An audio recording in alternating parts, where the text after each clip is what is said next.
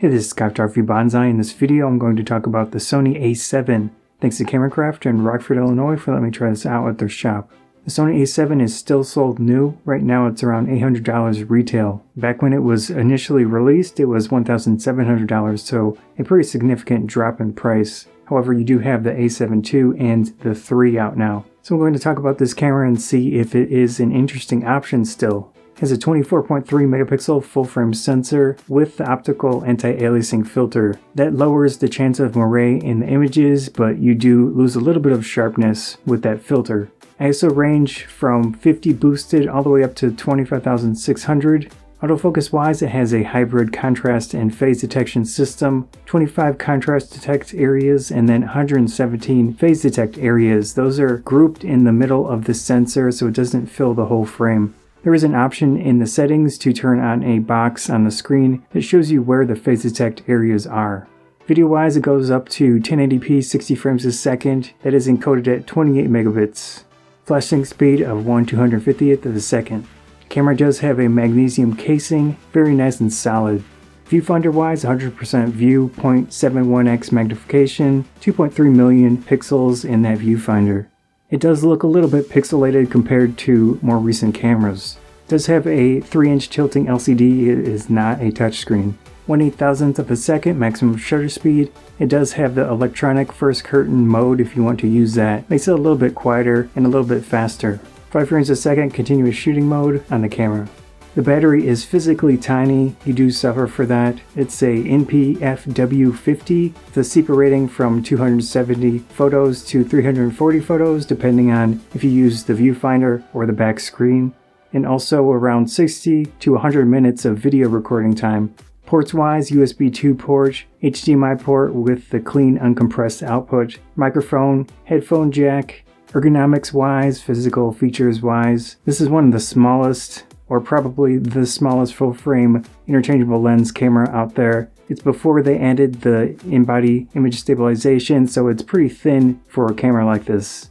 The video record button is on the side of the thumb rest. The shutter button is an older style, it's kind of vertical, so it really depends on you if it'll work with your fingers easily. I did feel a little bit cramped while using it, but I had to use another camera earlier for about an hour, so I was definitely starting to feel it. The front dial has a sharp edge to it. It's a little difficult to adjust.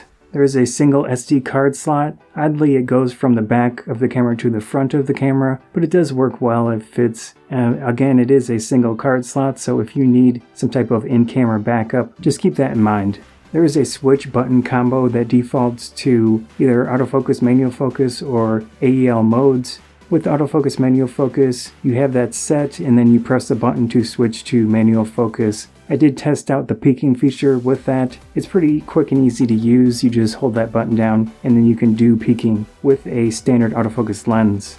Peaking wise, it does have the 3 levels of peaking, 3 colors of peaking, a setting to have the zoom automatically show up with a distance scale. I think that's one of the more interesting features of this camera, which we'll get to. I mentioned peaking, but it also has the Zipper feature for exposure aid, which is nice.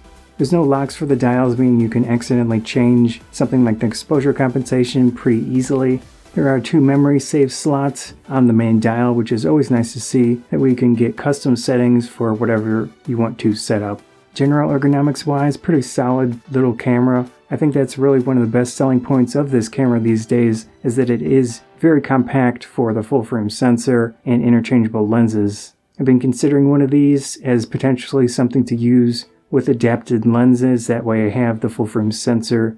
Could be a really nice option potentially, especially used. It's getting down there in price a little bit and it's making it more interesting.